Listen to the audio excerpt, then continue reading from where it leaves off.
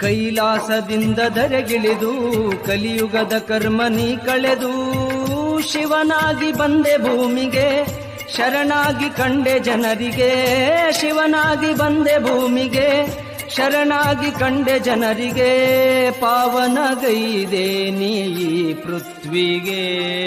ಭಕ್ತಿಯಲ್ಲಿ ನಿನ್ನ ಭಜಿಸುವ ಜನರ ಹರಸುತ್ತ ತಂದೆ ನೀ ನಡೆದೆ ಭಕ್ತರ ಬಾಳು ಬೆಳಗುತ್ತ ಜಗದ ಜ್ಯೋತಿ